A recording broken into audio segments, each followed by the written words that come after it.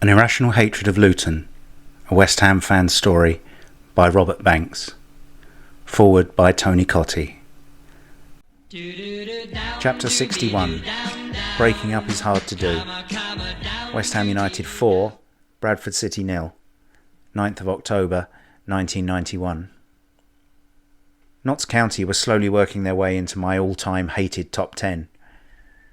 Having been instrumental of robbing us of the title at Upton Park in May, they won the playoffs and did it again in August. This time it was 2-0, and the feeling of deflation was just as great. After playing so well against Villa, I had expected better. We managed a 0-0 draw at QPR, which meant Stuart the QPR fan and I could remain friends, then drew against Chelsea at Upton Park, once again throwing away a good lead. Then we lost 2-1 at Norwich. I had to content myself with listening to the game on the car radio or on club call again. Work was an all-consuming thing, and even the majority of midweek games had been missed due to work commitments. During the whole of 1991-92, I attended Upton Park on only 3 occasions. Kevin had got it together with the wonderful Helen. I was jealous as hell.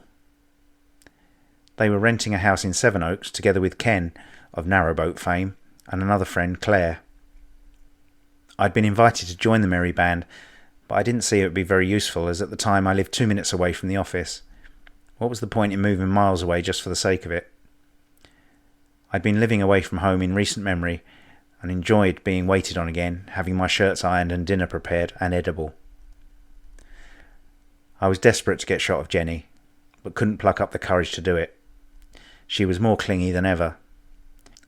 After we won 3-2 at Crystal Palace, she phoned me up and said, "I see we won 3-2 at Crystal Palace." I was outraged. "We?" I said. "What do you mean, we?" She'd always claimed to be a Liverpool fan, if anything, and now she was trying to encroach on my territory. The following Saturday, after a particularly depressing 2-1 home defeat at the hands of Manchester City, we had dinner with Kevin, the wonderful Helen, Stuart the QPR fan, and Vicky. On the way home, I ended it. It was surprisingly easy to do. Neil Sedaka was wrong. Breaking up was a piece of piss compared with getting together in the first place. We drew away at Bradford in the first leg of the Rumbelows Cup, 1-1, Mike Small getting another goal, then drew 2-2 at Nottingham Forest, a bit of a moral victory after the Cup semi-final. Mike Small got both goals. He was proving to be a bit of a find, but outside the penalty area, both he and the other new signing, Mitchell Thomas, played like complete dorks. After losing at home again to Coventry City, we were 5 off the bottom of the table, only 3 points away from bottom place Sheffield United, and a long, long way from leaders Manchester United. One of my 3 games was against Bradford in the second leg of the Rumbelows Cup tie. After winning 4-0, I considered myself to be something of a lucky talisman, as in a season laced with defeats, I somehow had a personal 100% record. Winning against Bradford was the start of a 7-match unbeaten run, which was much needed. We drew with Oldham, despite their team not playing the game. They'd installed a natural surface after the plastic pitches had been banned in the top 2 divisions, but to compensate for that, they broke the unwritten law. When a ball is kicked out to allow a player to receive attention, it should generally be given back to the team who conceded possession. Oldham took the throw and scored. We still managed a 2-2 draw, Frankie coming on to score the equaliser. That was a sight for sore eyes, or rather a sound for sore ears. We beat Cambridge in the ZDS Cup 2-1, then one of the biggest prizes of all, a 2-1 win over Tottenham. Mitchell Thomas and Mike Small scored after Gary Lineker had put Spurs ahead. As an added bonus, Gordon Jury was sent off after a waist-high tackle on Slater. Then came 2 remarkable away wins. In the Rumbelows Cup, we beat Sheffield United at Bramall Lane 2-0 and won at Highbury, beating Arsenal 1-0. It was the high point of the season. The win lifted us to 14th place, and we were all in danger of getting nosebleeds. Arsenal had just signed Ian Wright from Crystal Palace and were in 5th place, reigning champions. For us to beat them at Highbury was unthinkable, and all the more enjoyable for that. I was working on the computer, listening to the commentary, when Mike Small slammed in the winner. I leapt out of my chair, punching the air with delight. Ruth hadn't realised I'd been listening to the radio and rushed over to see if I was all right. I wore my West Ham tie to work at Carroll and Roth the next Monday. John Parker, one of the partners, suffered from being an Arsenal fan. I grasped the opportunity to rub it in. It doesn't happen very often, so when it does, you have to make the most of it. I now suffered from the delusion that we could beat anyone, and our next 2 games, home to Liverpool and away at Manchester United, did not constitute a problem in my eyes. The game against Liverpool was live on the TV, but I had to work again. It was a 0-0 draw, but the commentators enthused over the game. Kevin Keegan said it was the best 0-0 draw he'd ever seen. Yes, well. The following Saturday, the bubble burst at Old Trafford. Manchester United retained top spot by beating us 2-1, although Frank McAvenny scored a brilliant goal, lobbing Schmeichel from the edge of the box. I was still not too depressed. After all, Manchester United were Manchester United, and we beat Brighton in the ZDS before Sheffield Wednesday came down and brought a few home truths with them. We lost again, 2-1, and Martin Allen broke Carlton Palmer's leg with a crazy tackle. Despite the general doom and gloom that surrounded the game, lots of better things were happening in the world in general. Terry Waite was allowed out to fetch his bike, and there was much rejoicing in Blackheath. John McCarthy was released too, and arrived home after years of imprisonment, only to find that his campaigning girlfriend had gone all coy on him. The England rugby team got to the final of the World Cup but lost to Australia. But then, who gives a toss about rugby? Back in the real world, we went out of the Rumbelows Cup at Norwich 2-1. Everton slaughtered us 4-0 at Goodison Park, Tony Cottee apparently taking great delight in scoring. To cap it all, the West Ham board announced details of the bond scheme. This was supposed to be the thing that saved the club from financial ruin by asking the supporters to pay through the nose for the privilege of watching West Ham. Basically, the idea was to give the club a minimum stake of £500, for which you would receive the right to buy a season ticket in the future once the ground had been rebuilt in accordance with the Taylor report. The average fan found this rather difficult a concept to cope with. "Excuse us," we said, "are you trying to say that if we want to be guaranteed a season ticket in the future, we have to pay you a monkey now?" "That's right," the board said, still with a grin on their faces. "Bollocks," said the ordinary fans. The last game before Christmas was an awful 1-1 draw with Sheffield United at Upton Park, but we had Dixie back, which made us feel better. Meanwhile, Karen too continued to cause a commotion in my trousers. She happened to mention that she didn't have a tape recorder, so I bought her one for Christmas. Things were so simple then. Haven't a clue where I got the money from. It was probably all the money I saved by not going to West Ham. Karen too was divorced and lived in a rented flat on the other side of Beckenham. She was older than me, but then I guess you could have worked that one out for yourselves. She wasn't that much older though, 5 years or so. Hardly Brit Eklund. I took her present round there shortly before Christmas, thinking it unfair to arouse suspicions in the office. I thought she'd be pleased to see me, but I couldn't help get the impression she couldn't wait for me to leave. Having said that, she kept plying me with coffee and made no attempt to change out of her dressing gown. She let her little boy, Andrew, stay up until 11 p.m. I'd been hoping she'd put him to bed so I could let her open the present and then screw her senseless on the carpet in front of the Christmas tree. But there you go, you can't have everyone. I left the present and waited for the reaction after Christmas. She came into the office while I was working on the Saturday after Christmas, and she said she couldn't accept the gift. "Why not?" I asked. "It's too much," she said. "Don't be daft," I said, mentally urging her to hand it over so I could get my money back, assuming that a shag was out of the question. She smiled at me again. I melted. What a dipstick. Like me, West Ham couldn't stop losing. They lost 3-1 at Aston Villa, 3-0 at Notts County, and then 3-1 at home to Leeds. It was the start of the slippery slope to oblivion. There was no way back. Only the cup could save us. Chapter 62. You're an Embarrassment. Farnborough Town 1, West Ham United 1, 4th of January 1992. As a top-flight side, the worst thing that can happen after relegation or a trip to Luton is to be drawn away to a non-league side. This happened for the first time in my football watching career in 1992 when West Ham drew Farnborough Town away. For the second season running, the tie was switched to Upton Park, and for the second season running, the result was a rather embarrassing draw. The thing about playing a non-league side is you're on the biggest hiding to nothing imaginable. It's like putting £100 each way on a 99 to 100 favourite. OK, there's a 98% chance of progressing to the next round, but what happens if you don't? You could never show your face in public again, could you? I mean, on non-match days, how many Coventry City supporters do you see? On this occasion, I was again absent and beginning to earn my reputation as a part-timer. Unfortunately, I had a choice of drawing Dole or working Saturdays. Julian put us ahead from the spot, only for Dean Coney, the former Fulham and QPR striker, to equalise in similar fashion. I tried not to think about it and looked forward to the replay, which promised to provide a similar result to the Aldershot game the season previously. It didn't. It was the third and last game I managed to attend in 91-92, and when I look back on it, I can understand why.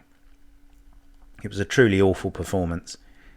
We faced the ignominy of being taken to extra time by a non-league side before Trevor Morley scrambled the ball over the line and ended the contest.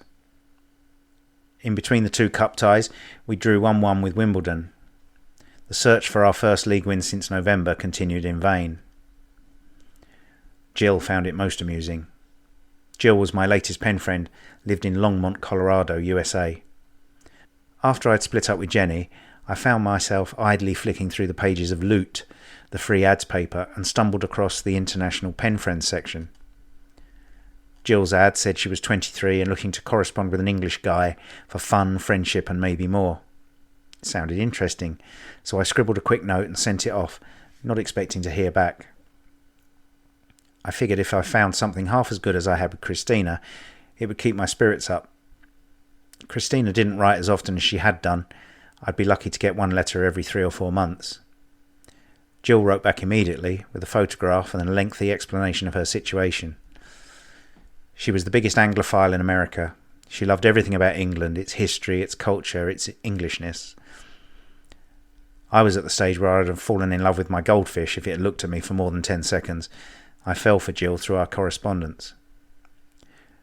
We would write literally by return of post, at least one letter a fortnight, which for international airmail wasn't bad going. After a while we began to send gifts, sweets, tapes of our favourite music, cards, photographs, etc. She wanted to meet me. What could I do? She didn't know much about soccer, but I kept her up to date with what was happening with West Ham anyway. She insisted on calling us West Ham with 2 M's.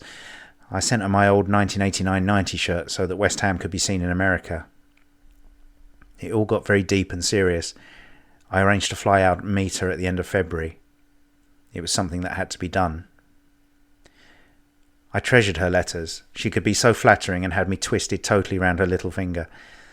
I almost totally forgot about my lusting for Karen too and the wonderful Helen. Here was somebody who openly admitted to being in love with me even though we'd never met.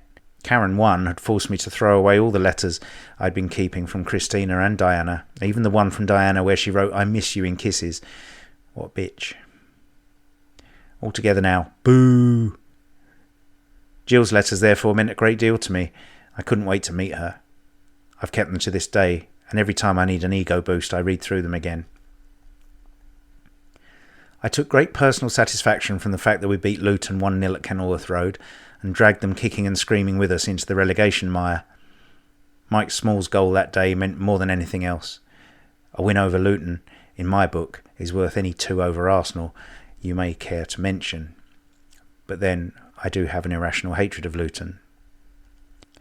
Meanwhile, another reminder of Karen 1 stared me in the face. We'd drawn Wrexham in the 4th round of the Cup. Again, we only drew the first match at Upton Park and didn't fancy the trip to Karen 1's hometown as they'd already knocked out Arsenal in the 3rd round. I deliberately avoided commentary on the game and watched the edited highlights on Sports Night, delighted to see a Colin Foster goal was enough to see us through to the 5th round. In between the 2 Wrexham ties, we beat Oldham 1-0 at Upton Park. The grudge was starting to wear off. It was apparent that Oldham were just as bad, if not worse, than us. At Sunderland in the 5th round of the Cup, West Ham did the hard bit and got a 1-1 draw to bring the tie back to Upton Park for a replay, an almost certain victory. Sunderland were generally easy meat at home. The last Saturday before I left for the States, we played Sheffield Wednesday at Hillsborough. Mike Small put us ahead, a lead we held until the last few minutes when, sickeningly, we conceded 2 late goals and gave it all away once again. It did nothing for the confidence as we faced Sunderland at Upton Park. I knew I should have gone, and I felt very guilty about it afterwards. I could have gone, but I was due to fly out 2 days later and hadn't done any packing. It sounded like a cracking game though. Ray Atterveld was in the side, one of those names that will go down so far in Upton Park history that everyone will say, "Ray who?" He was on loan from Everton, remember? Or was it Bristol City? No matter, he was crap and contributed to the 2 goals flying past Tottenham goalkeeper Tony Parks in goal for the injured Ludo. Martin Allen took the game by the scruff of the neck and single-handedly pulled it back to 2-2. The impetus should have been with us, but somehow Sunderland scored a third and went on to reach the final, losing 2-0 to Liverpool in May. I'm sure the reason we lost is that in the Sunderland programme, on the statistics page, there was an entry for the 9th of March which read Chelsea away, FA Cup 6. Talk about presumptuous. If I'd been a Sunderland fan reading that, I would have gone potty. As it was, I tried hard to put West Ham to the back of my mind and concentrated on my 2-week holiday. I was nervous and excited all at the same time. It was as though I was going to see West Ham in a cup final. It was something I desperately wanted, but I was scared stiff of being embarrassed. As it turned out, my biggest problem in the States would be trying to find out the football scores without being told how the Broncos got on. Chapter 63. American Pie. Liverpool 1, West Ham United 0. 11th of March, 1992. The first leg of my journey took me to the twin cities of Minneapolis-St. Paul. I had a 5-hour wait in Minneapolis, my first taste of American culture. I don't know why, but I expected everything to be so much different, and I was a little bit disappointed to find out it was just like England. Maybe it would be more accurate to say England is just like the USA. Perhaps I was anticipating an experience like one of those dreams where everything's familiar but different in a subtle way, that it's unnerving. I passed the time swilling beer in the airport lounge, exchanging stories with some Australian tourists en route to Atlanta. Arriving in Denver, I finally met Jill as she waited in the lounge with her 9-year-old brother Scott. It was a very difficult moment for us both. I wasn't sure whether to sweep her off her feet, hug her or shake hands. In the end, a nervous peck on the cheek sufficed as an introduction, and I was quickly inundated with a barrage of questions from little Scotty, who was to become my close buddy over the next couple of weeks. Jill's parents, Jim and Deb, were the kindest, most understanding hosts I could have wished for. They turfed poor Scotty out of his bed, despite my protests, and insisted that I take his room, while the poor child languished on the sofa.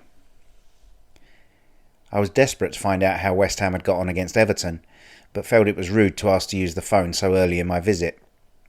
I tried to get hold of an English newspaper, but we weren't in New York or Los Angeles. English newspapers took a week to get out there. I kept waking in the night. The change of altitude gave me a nosebleed. Longmont is well over a mile above sea level. I was treated to my first American breakfast of hazelnut coffee and donuts. Donuts for breakfast sounds disgusting, and believe me, it is. That afternoon, we took in a movie at the local cinema. We saw Wayne's World, which had just been released. Some of the catchphrases from the film stuck throughout the holiday, and on returning to England, Kevin thought I'd flipped, until he saw the film for himself that evening. I met Jill's grandpa, Hank. He was still bitter about Pearl Harbor, but took a great interest in what was going on in my life. Having spent a few days with Jill, I realised that romance wasn't in the air. It wasn't that I didn't want romance to be in the air, it just wasn't in the air, and we both agreed, which was rather fortunate. Deb had the Monday off and offered to take me into town. I asked her to drop me on the other side of town and I'd walk back. She couldn't believe it. Walk? Are you crazy? She couldn't understand the concept that I actually wanted to walk somewhere. I decided it was time to see more of America. I went to the travel agents opposite the record shop where Jill worked and discussed the matter with Beth. The help and advice I was given was second to none. She arranged a flight for me to Anaheim, California, which would fly over the Grand Canyon. The trip would last 3 days and would include a visit to Disney World, Los Angeles and San Francisco. Jill couldn't join me, so when Beth found out I'd be travelling alone, she phoned her friend Karen 3, who agreed on the spot to drop everything and look after me for 3 days in Los Angeles. I was told Los Angeles can be a dangerous place for a young foreigner on their own. Karen 3 did her utmost to ensure I had a good time, and did indeed drop everything. I found the American people, particularly in LA, to be the friendliest, most considerate anywhere in the world. Maybe I was lucky. I was still concerned about the result against Everton, and by now we'd played Southampton and Liverpool away as well. Despite being in LA, I still couldn't get an English paper. I had to call Dad when I got back to Longmont. I was devastated. We'd lost all 3 games. Everton 2-0 and the 2 away games both 1-0. I reasoned that losing 1-0 at Liverpool was almost as good as a draw, but now it was looking severely bad. The day before I left for home, we had a photograph session with Jill, Scotty and I all wearing various West Ham shirts. Scotty had his eye on my England shirt, which eventually found its way onto his back. I had taught Scott the basics of cricket, which I explained to him was the proper version of baseball. It took several days for him to get used to the idea of a vertical bat. He already played soccer at school. I was resigned to the fact that when he grew up, he'd be forced to play either of those shite sports, basketball or American football. No one that I spoke to realised that the '94 World Cup was being held in America. The heathens really didn't deserve it. On my last day, I gave a talk at Scotty's school about what life was like in England and faced the usual and now expected barrage of questions. I loved every minute of it. Being out in the sticks, an Englishman was something of a rarity, and far from being treated as a freak of nature, I was given the red carpet treatment wherever I went. It took all day to do my gift shopping, as each shopkeeper stopped me to ask if I was English, if I knew Mrs. Robertson, who lived in London. They were shocked when I told them there were 5 million people in London, and the chances were slim. Deb made a fuss of me on the last day and baked me some walnut and chocolate chip cookies for the flight home. She also let me have her little swear box, which I'd taken a shine to. You press a little button and it says, "Fuck you," with feeling. I got home early Saturday morning and was raring to go. I was itching to get to Upton Park for the game against Arsenal, but by 10 o'clock I was zonked out in bed and couldn't be woken. By the time I did wake, it was 7 in the evening and we'd lost 2-0. Dad broke the news to me very matter-of-factly as he brought me a cup of tea. At least he could have told me to sit down first. I decided it wasn't a good idea to go on holiday while the season was still going. I wasn't the superstitious type, you understand, except for my lucky boots, lucky sweatshirt and lucky turnstile, but it seemed that I had to communicate from abroad and rely on second-hand information. We invariably lost. I decided never to do it again, until next season. Chapter 64. Don't Look Down. West Ham United 0, Crystal Palace 2, 20th of April 1992. Bottom. A paltry 27 points from 31 games. We were 7 points adrift of safety and a place in the new Premier League. We added another point against QPR in a 2-2 draw. Somewhat stupidly, I'd arranged to have dinner at Stuart the QPR fans' house that evening and was dreading another defeat. Fortunately, a draw saved any possible blushes, but the difference between the two sides was highlighted by the quality of the goals scored. Our two, from Small and Breaker, were scrambled efforts, only just over the line, in off the post and rebounds. Rangers' goals were superbly executed, both by Bradley Allen. The following week, we gained an unexpected point from a 0-0 draw at Leeds. Any thoughts of this being a morale boost were quickly dispelled as we lost the next game 3-0 at Tottenham, who had an abysmal home record, but still managed to beat us. Then we lost 2-1 at Chelsea. Clive Allen had just joined us from Chelsea and scored on his debut against his old club, but to no avail. At least I managed to win on the Grand National and had the pleasure of the company of Karen 2 for the whole Saturday. It was a pity Ruth, the Saturday girl, had left. Karen 2 used to have great fun on Monday mornings playing jigsaws with the ripped up letters Ruth had written and thrown away. We used to look forward to the juicy details of Ruth's discarded letters. My eldest sister Lynn had been very busy. Virtually overnight she produced 3 children. Triplets didn't run in the family, but they do now, and very fast too. 2 girls and a boy, Catherine, Emily and Andrew. 3 more little hammers. Meanwhile, I had to interview likely candidates for the Saturday assistant's job at work. If you've ever been nervous going for a job interview, take a step back and ask yourself how the interviewer feels. He's probably just as nervous, if not more than you are. Whereas my boss, Mike, liked to take a few hours over an interview and have a good old gas, my interviews rarely lasted more than 20 minutes. The most important questions being, can you type? Can you spell? Can you cope with extreme boredom? I gave the job to a young fox by the name of Jane, and I stand by my decision to this day. My mind was not in any way deflected by the fact that she looked good enough to eat. I reasoned I was having to sacrifice my Saturdays, so I might as well have something to look at as well as talk to. On her first day, Karen too came in to show her the ropes. I went out for an hour on an appointment, and by the time I came back, Jane was completely conversant with my life history. Women, such gossips. Totally sexist statement, but totally true. I would only qualify that statement by saying that men are just as bad, if not a little worse. Jane only lasted a few weeks. She had a full-time job and her boss asked her to do Saturdays. That was the reason she gave. I'm pretty sure it was because she was bored out of her rather expansive mind. It was the second most mind-numbingly boring job in the world, second only to being visiting goalkeeper at Upton Park. I rang Fleur, the girl who came second in the interview stakes. Unfortunately, she agreed to step into the breach. As a student, Fleur was much more reliable and even able to come in during the week on occasions. I should have worked that one out and given her the job in the first place, I suppose. We live and learn. Our freak result of the season was a 4-0 home win over Norwich. It had to be freak. There was no other explanation for it. It was totally against form and out of character. Matthew Rush scored 2 identical goals and Dixon Bishop added the others. Norwich must have been gutted, losing by 4 to the bottom side. They must have learned something from the experience the following season, as they led the Premier League for much of the time, eventually finishing 3rd and bagging a UEFA Cup place. I'm not bitter, but what about the UEFA Cup place we earned in '86, eh? Manchester United won the Rumbelows Cup, beating Nottingham Forest in the final, and making it their 3rd trophy in successive seasons. The big one was still frustratingly out of reach. My heart bled for them. The way the press went on about it, you would think they had some sort of divine right to a league championship every 2 or 3 years. What about poor old Preston North End or Huddersfield? When was the last time they won the league? Just to prove that the result against Norwich was a fluke, we lost in midweek to Southampton and then away at Manchester City. The game was almost up.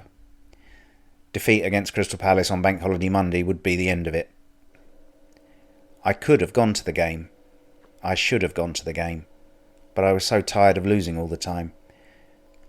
That hadn't bothered me in '88-89, but this year, as I'd been to so few games anyway, and having already been branded a part-timer, I felt that my urge to attend games was wearing off.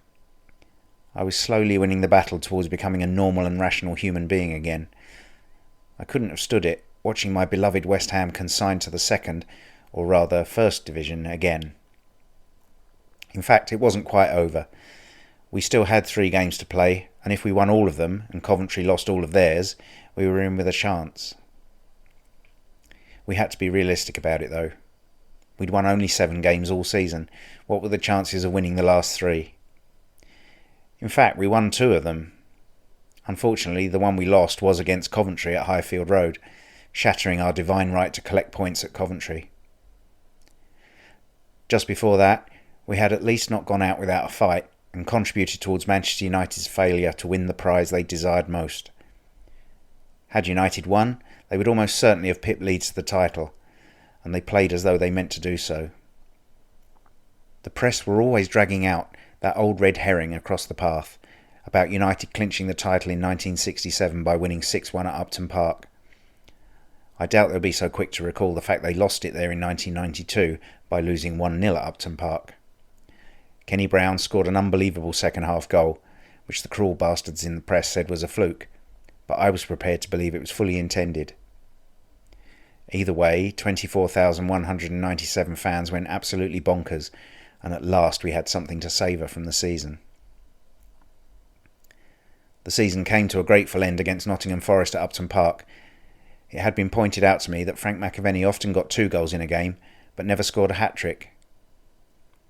It was his last appearance for West Ham, and as if by magic, the Forest defence parted like the Red Sea to allow Frankie to sign off with a hat-trick. I was so pleased for him, I had to have my grin surgically removed. Despite taking part in a season that included wins over Manchester United, Tottenham, Arsenal, Nottingham Forest and most significantly Luton, we had absolutely nothing to show for it. Funny game football, can't you hear me laughing? I arranged for Jill to come over and work for my sister, helping her to look after the triplets as some sort of unofficial au pair stroke nanny. She came over in early June on a 3-month visa, and although we all took a lot of trouble to make her happy, she never settled and went back home again within a month. I'm afraid to say I rather lost patience with her.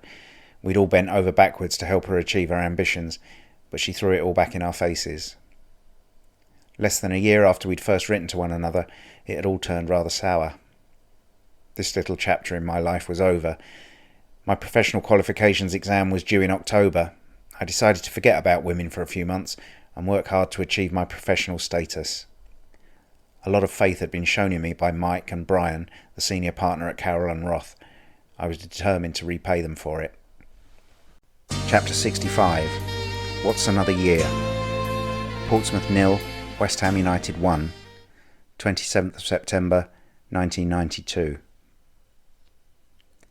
England paid the price once again for failing to include any West Ham players in the squad for the European Championships. The turnip Taylor plotted his own downfall. Pathetic goalless draws against Denmark and France followed, capped by a bloody awful 2-1 defeat at the hands of Sweden. The only consolation, and a pretty hollow one at that, was that we'd drawn with the eventual winners of the competition, and that the Germans didn't win. The evil hour when I would have to sit my professional exam approached. I'd been given a date of Tuesday the 29th of September, and the days leading up to it just melted away as I panicked, realising I didn't know the difference between an equated yield and an all-risk yield. Elementary stuff, wouldn't you say? I was still working Saturdays, which helped, and I was able to study during quiet periods in the office. But deep down, inside, I knew I wasn't ready. The exam took the form of an interview, with a panel of 3 experts lasting approximately an hour, followed by a short written paper. I couldn't wait to do it and get it out of the way. Kevin and the wonderful Helen bought a house together. I resigned myself to the thought that it must be serious, and that the wonderful Helen was strictly off limits. Besides, she never seemed interested in me. We exchanged pleasantries, but we never really spoke in depth. That changed after they bought the house.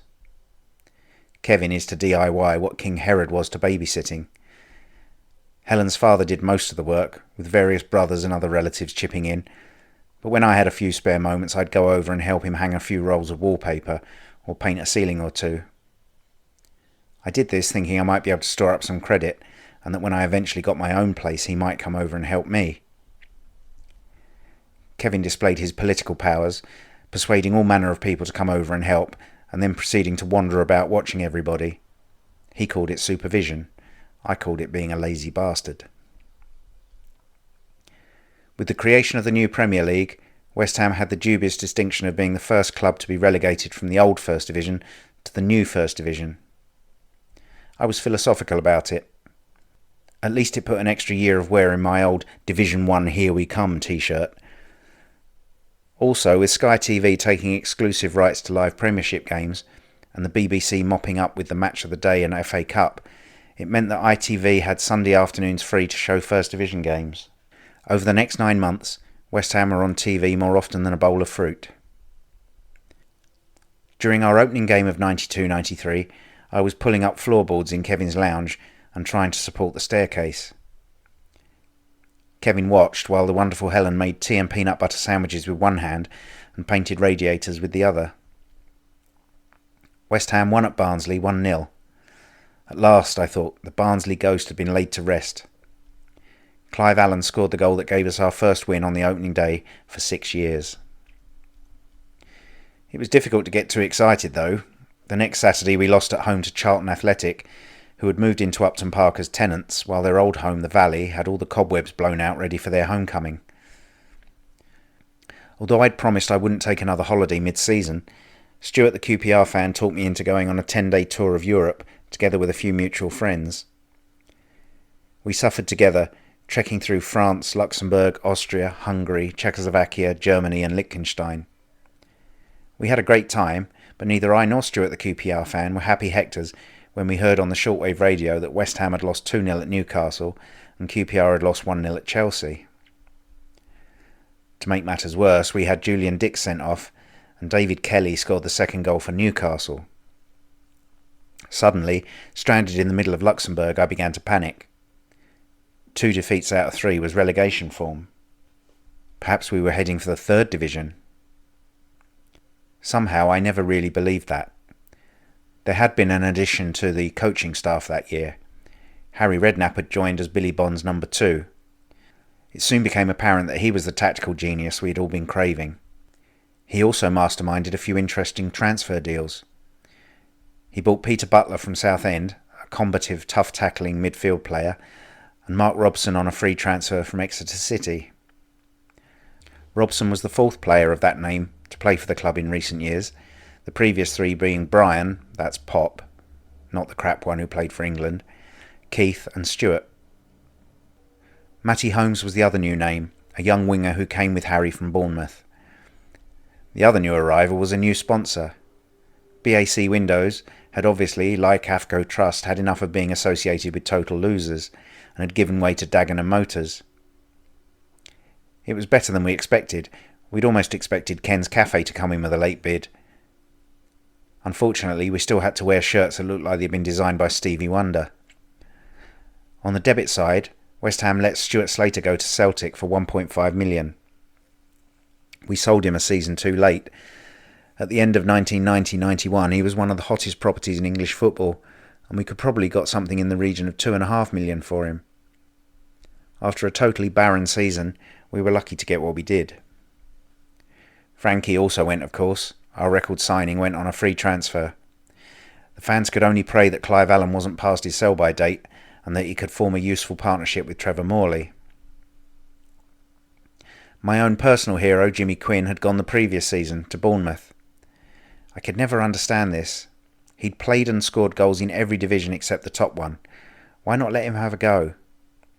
If a donkey like Kerry Dixon could do it, why not Jim? Depression thoroughly set in as we travelled through France, stopping at a motorway cafe to pick up an English newspaper to find we'd only drawn 2-2 with Bristol Rovers in the Anglo-Italian Cup. Everyone mocked this new competition, mainly those who weren't involved, but I wanted to see us do well. After all, there was a chance of a day out at Wembley, and I was prepared to take anything that was on offer. Dix had scored both of our goals. The newspaper failed to say that Stephen Banks had made his first team debut in goal and made a total hash of it. It just goes to prove that being called Banks doesn't necessarily make you a great goalkeeper. Me and Steve are both living proof of that. On returning home, Mike generously awarded me the Saturday off, and I took Dad to Upton Park to watch a 2-1 win against Watford. Something must have clicked in the win over Watford, because the next 2 away games not only produced 2 wins and 8 goals, but the manner in which they were achieved was a joy to the eye. We won 3-1 at Peterborough, coming from a goal behind. OK, I know it's only Peterborough, but at West Ham you have to be grateful for what you can get. Then we trounced Bristol City 5-1 at Ashton Gate. Mark Robson scored his first goal and showed everyone how much he loves us, kissing the shirt and beaming all over his face. Trevor Morley and Clive Allen got 2 each, the start of something very beautiful. Mitchell Thomas was far from beautiful and far from talented. In fact, we could have quite happily murdered him as he hit the ball against Ludo for an own goal against Derby. We managed an equaliser, but we seemed curiously off form in front of live TV cameras. The struggle continued in the Coca-Cola Cup. Yes, I know it's a stupid name for a football trophy, but then so is Milk, Littlewoods, Rumbelows, but that never stopped them. My guess is the next sponsor will be Willy Wonka. We played Crewe at Upton Park and drew 0-0. I should have been revising for my exam, but chose to watch our second live TV game of the season away at Portsmouth. We won 1-0, but it should have been 5 or 6. Trevor Morley squandered enough chances to win a major cup tournament. I was coming down with a terrible cold. I had 48 hours until the most important exam of my life, and I felt like death. I tried to ignore it, telling myself it was merely my body rebelling against the pressure it was being put under. It didn't help. Drugged up to my eyeballs, I took the interview and the written paper in my stride, and failed. It would be another year before I could take it again. So what? Chapter 66. Promised you a miracle. West Ham United 6, Sunderland 0. 11th of October 1992. I wasn't to find out about my exam results until the end of November. This gave me a blissfully ignorant period of 2 months in which to enjoy what football I could and not feel guilty about it. After winning at Portsmouth, West Ham showed remarkable and unprecedented luck when they beat Southend 3-0 at Roots Hall.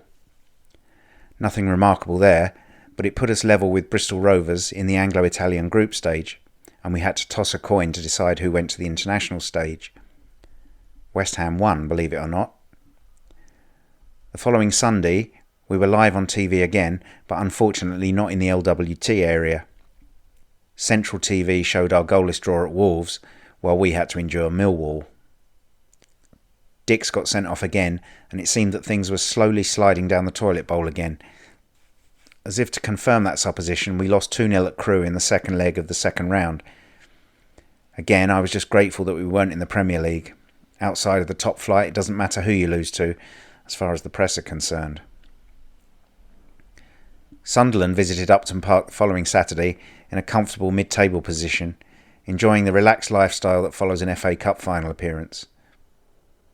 I'm not sure if they were just overconfident, having come earlier in the year and beaten us 3-2, or if they were just crap. Whatever, we beat them 6-0. We were 3-0 up at half-time with goals from Keane, Morley and Martin Allen, and in the second half Alvin Martin got on the score sheet and Mark Robson added 2 more. To complete the day, Ludo saved a penalty. As is traditional in big West Ham wins, our main striker Clive Allen didn't get a sniff. When he was interviewed afterwards, the Sunderland manager Malcolm Crosby said he thought West Ham were 6 goals better than Sunderland. His honesty eventually cost him his job. These things often turn out to be a flash in the pan, and normal service resumes. I fully expected a 0-0 draw at Bristol Rovers the following Saturday, but once again we were 3-0 up by half-time. I was excited by the prospect of 2 consecutive 6-0 wins, but we had to settle for 4. What a major downer. The flash in the pan lasted 2 weeks as opposed to the usual one. We lost at home to Swindon and had George Parris sent off. I couldn't believe my ears. Of all the players at the club, the one with the calmest temperament was Bruno. He was an unsung hero at West Ham. There was always a lot of talk about players who give 100%. George always gave 120% and would sweat blood for West Ham. He scored more than his fair share of goals too. In the Notts County debacle, he was the only player who seemed interested. When we lost 4-0 at Newcastle, he got some terrible stick from the home fans for injuring Paul Goddard in a tackle. George looked so upset, as though he was about to cry.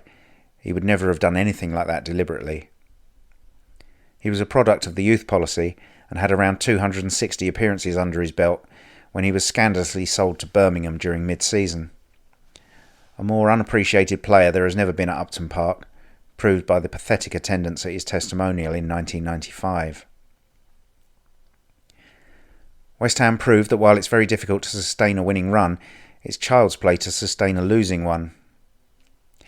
We lost at Cambridge, a fact that the steering wheel of the Polo still bears the evidence of. Driving back for an appointment, I heard the score and thumped it very hard. It was never quite the same after that. We then drew up at Grimsby, which actually wasn't a bad result. Grimsby had a good home record despite being lower mid-table, and their midfield player Clive Mendonca had a kick on him like a mule. He put Grimsby ahead with a superb strike from way out. Morley equalised with an equally good goal, and a point seemed fair. We managed to halt the slide against Notts County, Our bogey team for the previous 2 seasons laid down in front of us and allowed Trevor Morley and Clive Allen to bag one each. It wasn't such good news on the road, however. We played Cremonese in Italy in the first of our Anglo-Italian Cup games. I seem to remember it kicked off at about 5 in the afternoon for some obscure reason. We lost 2-0, which meant that the qualification for the semi-finals would be an uphill struggle. Having tasted the delights of Italy, we followed it up by an equally fascinating trip to Millwall. We lost again, 2-1, but Mark Robson scored one of the goals of the season, skipping past 3 defenders and lifting the ball over the keeper. Magic. We had 3 home games to try and pick up a bit of confidence, together with 6 points and an Anglo-Italian Cup win. We got both. We beat Oxford 5-3 in a brilliant game. Oxford took the lead early on, but Clive Allen equalised and Tim Breaker put us ahead with a shot on the run. Dix then scored a wonderful brace of goals, both from well outside the area, which made you wonder why he didn't have a crack more often. Perhaps it was a mood thing. Then Oxford staged a comeback and got the score to 4-3 before Trevor Morley sealed it with a header towards the end. I was out of breath and I was only listening to it on the radio. I was told there was a possibility of the office closing on Saturdays, something I hoped would happen before the season ended. As it was, I had to do with midweek affairs like the game against Reggiana in the Anglo-Italian Cup. Despite winning 2-0, I don't remember this game as being much to write about, so I won't. The next weekend I received the fateful news of my exam results. When life's being a total bitch, West Ham have always been there to pick up the pieces. We beat Birmingham 3-1 to put a smile on my face at the end of an emotionally difficult day. I can't remember why I was in London the night we played Tranmere. I had been out the night before with Dobbo, a rare appearance after his return from Germany. We went out and got totally slaughtered on the Thursday. Then he announced he wanted to go to Tranmere. I told him to go and wished him all the best. I remember tuning in my Walkman to get the final score. The game was played on a Friday night, the prerogative of Tranmere Rovers to avoid clashes with Everton and Liverpool. All I heard was West Ham United 2. Blinding, I thought. We must have got at least a draw. Then I got home and rang club call. 5-2. At least we managed to salvage a bit of form and pride away in Italy again. Clive Allen scoring the winner against Cosenza in a 1-0 victory. Steve Jones, a young striker scored from non-league Billericay, was making his debut and set up the goal for Allen. It was hard to understand exactly how we managed to hold on to third place in the table.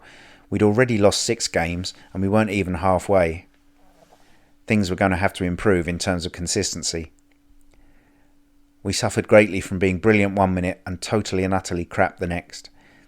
At least the clubs below us, Millwall, Swindon, Wolves, Leicester and Portsmouth, all appeared to be having similar trouble.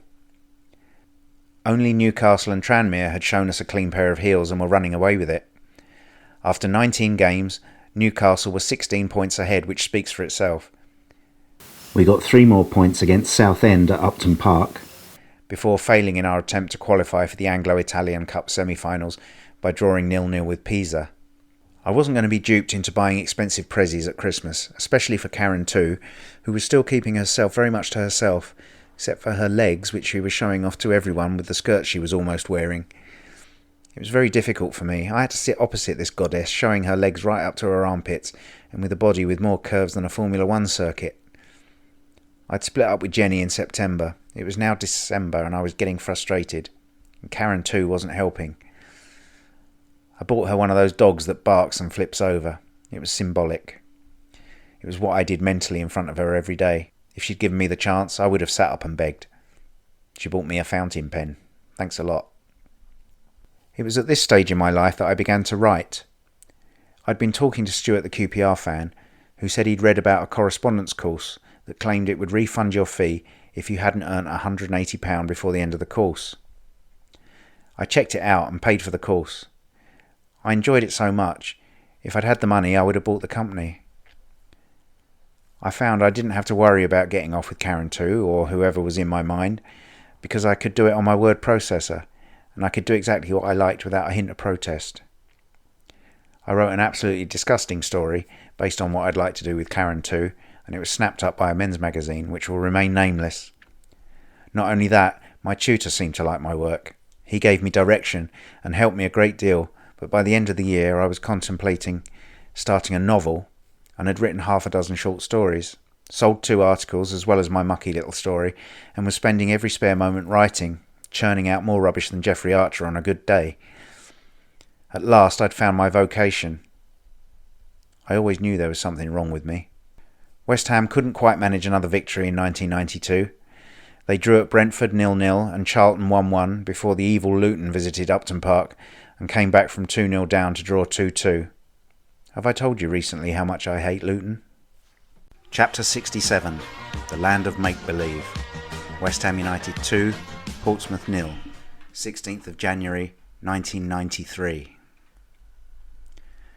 The year began with an earlier than usual start in the FA Cup. A January the 2nd date gave us a 2-0 win over West Bromwich Albion at the Hawthorns. Ossie Ardiles was putting a good side together that would eventually win promotion, but they were no match for West Ham on the day. Thoughts of an FA Cup campaign similar to that of 1991 sprang to mind, particularly as we were drawn away in the 4th round to either Barnsley or Leicester. We fancied our chances against either of them. Another live TV game followed at Derby. They had spent millions rebuilding their side following their relegation from the top flight, mainly with the money provided by benefactor Lionel Pickering. Derby had already lost 7 games at the baseball ground when we visited, and we made it 8. We won 2-0 with first half goals from Robson and Morley. Apart from the first 10 minutes, we never looked in danger. The momentum was starting to build. Tranmere had hit a sticky patch, and the win over Derby put us level on points with Tranmere, but ahead on goals scored. This was a new system employed by the Football League. Having become fed up with goal average and then goal difference, they decided it would be fun to put the emphasis on attacking play and make it the number of goals scored that was most important. If you scored 40 and conceded 60, it was deemed to be better than a team that had scored 30 and conceded 10. I still can't see the point. The only point at this stage was that we had scored 1 more goal than Tranmere. It was important that we'd lost 5-2 at Prenton Park rather than 5-1. Portsmouth were creeping up on the rails. Creeping is the wrong word. They were storming. Guy Whittingham and Paul Walsh were one of the most potent strike forces in the division, but they lost when they visited Upton Park by 2-0. Morley and Foster scored in a morale-boosting double win over our soon-to-be nearest rivals. Something inexplicable happened at Barnsley in the 4th round of the Cup. The match was played on a Sunday lunchtime and we got stuffed 4-1. I wondered if Janet's mum had got to the lads in the first half with her Yorkshire pudding, tin pears and custard. I could only put it down to the fact it was Barnsley and we were destined never to get any change out of them. Despite winning there on the opening day, that must have been a fluke. I used the age-old excuse when faced with such a situation: we could now concentrate on the league. 3 days later we completed another double, beating Bristol City 2-0 at Upton Park. This was disappointing after winning 5-1 at their place, but they were never likely to let that happen again. Robson and Morley scored the goals. Robson was on the score sheet again next Saturday at Filbert Street, as West Ham came from behind to beat Leicester 2-1. Robson was turning into an excellent little player, with the emphasis on the word little. He was so skinny he used to get food parcels sent to him from Somalia. His bony legs flapped around inside his shorts, and the drag created by his shirt must have taken a lot of speed off him. But he was skillful on the ball, crossed well and scored a few, and proved he was no mug at heading either. To cap it all, he was a West Ham fan, having stood on the terraces probably around the same time as me, before joining Tottenham and doing the rounds in the lower leagues before Billy and Harry gave him his big break. He accepted his chance gratefully and won over the fans immediately. Barnsley came back to dish out more torture. They held us to a 1-1 draw, which was as good as a defeat, it hurt so much. Steve Jones scored his first goal for the club on his league debut, but Barnsley equalised straight away, then shut up shop. The wobbles continued in the home game with Peterborough. Peter Butler scored his first goal for West Ham before Jones added his second. After beginning the game with beautiful, flowing attacking football, West Ham sat back and killed the pace. Peterborough scored a cracking goal and we had to bite our nails through the second half. If Julian Dix had converted the penalty that Jones had won for him, things might not have been so tense, but West Ham loved to put you through hell. Newcastle had a day off league duty to lose at Blackburn in the FA Cup, so we had a chance to catch up a bit. After leading by 19 points at one stage, Newcastle were only 7 points ahead when we played Watford. The two wingers, Robson and Keane, gave us victory, and the gap was down to 4, although we'd played a game more. Newcastle's next game was against West Ham at Upton Park. A win for us would cut the gap to 1 point. Newcastle knew this, of course, and cynically played for a draw. Our best chance was a Martin Allen shot from about 20 yards. Kevin Keane had a chance when he latched onto a loose back pass, but you'd never bet on Keane in a one-on-one. Newcastle were well aware that a draw would keep them 4 points ahead with a game in hand, whereas a defeat would have us breathing down their neck. I couldn't blame them for camping in their own half, but it did make the game about as interesting as a DIY catalogue. Just as we were cursing our luck and feeling pretty bad about the whole situation, the club lost its most famous son. Chapter 68. Here today. Sunderland 0, West Ham United 0. 27th of February 1993. I can't pretend that I remember Bobby Moore. I was aware of his presence in the 1975 Cup final, but it wasn't until much later that I learned of the significance of the man to English football as a whole, not just to West Ham United. The only man to have lifted the World Cup for England, and the holder of a record number of caps, died on February the 24th from cancer. There was a lot of debate about how long he'd had the disease, but that really didn't matter, did it? The fact was he'd been removed from our presence, and suddenly, despite never having seen him play for the Hammers, it seemed there was a huge gap in West Ham's makeup. They showed the goings-on at the main gates at the 6 o'clock news, and I was moved enough to drive over and tie a scarf to the railings. It was a really weird feeling. Complete strangers were hugging each other and crying. This behaviour seems to occur at both ends of the emotional scale, the scoring of a goal, the winning of a trophy, so I've heard, and in the face of tragedy, people hug each other and cry. The match at Sunderland was overshadowed by Bobby's death. A minute's silence was observed at every league ground, and at every league ground it was impeccably observed. The problems experienced later when Matt Busby died highlighted the esteem in which Bobby was held throughout the country. Love or hate West Ham, everybody loved Bobby Moore. Busby's death was equally tragic and sad, of course, but he never did anything for anyone outside of the red half of Manchester. Was it surprising that Leeds fans objected to being asked to remember him? I'm not excusing their behaviour, just using it as an example to demonstrate the nationwide love for Bobby Moore. As a mark of respect, the number 6 shirt was suspended from the game, and Ian Bishop played against Sunderland naked. Only kidding, he wore the number 12 shirt instead. If West Ham had any respect for Bobby Moore, they would not have commissioned the grotesque wreath in the shape of a number 6 West Ham shirt. It was the most hideous effigy ever to have appeared at Upton Park since Ian Dowie. When I saw it on TV, I nearly threw up. It was 1,000 times worse than those floral wreaths that spell out Mum or Dad. If any of my kids ever put one of those on my coffin, I'm coming back to haunt them, rattling chains the lot. The dead should be afforded more respect than that trivialisation. Another minute's silence was impeccably observed before a game took place which Bobby might well have played in himself 30 years previously. West Ham went 1-0 down against Wolves, but won 3-1 with goals from Morley, Dix and Holmes. It seemed that the rumours about getting Saturdays off were about to become reality. I was given a date. March the 26th would be the last time I worked on a Saturday. I saw us beat Grimsby 2-1 in an almost identical performance to the game against Peterborough, playing really well for the first 20 minutes or so, going 2-0 up, then letting them sneak one. It was okay as long as we kept scoring twice. We failed to score at all at Notts County. Despite being 5 points clear in second place, our promotion back to the Premiership was by no means guaranteed. We still had to play Millwall and Leicester at Upton Park, both playoff contenders themselves, then Swindon away, and Portsmouth was still charging up the league like a moon rocket. We needed to beat Tranmere Rovers at Upton Park to keep the momentum going. We did so with 2 Julian Dix penalties. David Speedy made his debut on loan from Southampton. I never liked Speedy, right from the time he was at Chelsea, Coventry and Liverpool. He was nasty, arrogant and over the top, like a Scottish version of Paul Ince, but without the skill.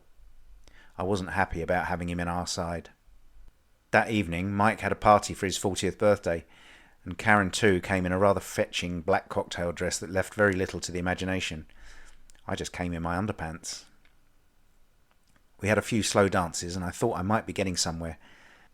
I had something resembling the Blackpool Tower in my pocket, but it must have felt like a fun-sized Mars bar to Karen too, as she totally blanked me out after the party and leapt in a taxi to go straight home. Fine, I thought, another one playing hard to get. I decided to go into Jenny-catching mode once again. This fox was not going to outwit or outrun me. Everything comes to he who waits. If at first you don't succeed, patience is a virtue. Okay, I think you get the idea. I wanted her and vowed to myself I would get her. Dramatic, isn't it? In lusting after Karen too, I was experiencing the worst of all possible worlds. I had the Diana factor, working all day every day with someone who makes your groin want to explode, and I had the Karen 1 factor. She was called Karen. I also had the Jenny factor. She couldn't give a stuff about me. It all pointed towards a hideous disaster. Karen too was, and still is, a most beautiful woman. Part of the problem was that she was so gorgeous my mouth used to dry up, and I would go all nervous when talking to her. She made me look like a bit of an idiot. Actually, that's not fair. She made me look like a lot of an idiot. We lost at Oxford and missed the chance to make up ground on Newcastle, who were simultaneously losing at Watford. After completing my final Saturday at the office, I went along the next day to see one of our many Sunday games against Millwall. I was proved right about Speedy. He missed as many chances as Morley had missed at Portsmouth early in the season. The difference was the score against Millwall was 2-2, not 1-0 in our favour. I cursed the man and vented a lot of pent-up anger and frustration. Surprisingly, I came away from the game feeling particularly good. April the 3rd may have been my first Saturday off since September, but it didn't mean I could go swanning off to Birmingham to watch West Ham win 2-1, with 2 goals in the last 3 minutes. Oh no. I'd been knocked sideways with flu and was confined to bed. I'd given Dad my orders for the Grand National, and after he'd added his little tips, the total stake came to £27. We were sure we'd get a win somehow. We eagerly watched the race, only to see that the race was voided. Fortunately for us, had the race been valid, we would have lost £27. I went to the bookmakers on Monday to get my stake back, my biggest ever collection on the Grand National. The shocking away form, punctuated briefly by the win at Birmingham, continued at Southend, where we lost 1-0. This Speedy character was really getting on my wick. If he was so brilliant, why hadn't he done something to prove it? Against Leicester on Easter Sunday, he made a start. 2 first-half goals put the game beyond Leicester, before Keane added a third. Perhaps I'd been a bit harsh on him. But I wasn't sending off my subscription to his fan club just yet.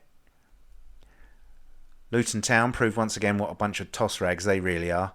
Instead of doing the decent thing and allowing us to cruise through to win when visiting, they decided to get themselves caught up in a relegation dogfight for the 2nd season running, and were facing the prospect of 2nd Division football. That's 3rd Division in English money. We should have pulled out all the stops to condemn the little sods, but we gave in and let them win 2-1. Our generous gift was all very well, but storming Portsmouth had nipped in front of us. While Luton sat back, safe in the knowledge they would have 1st Division football again, we faced the real prospect of dicing with the playoffs. Loaded guns, anyone?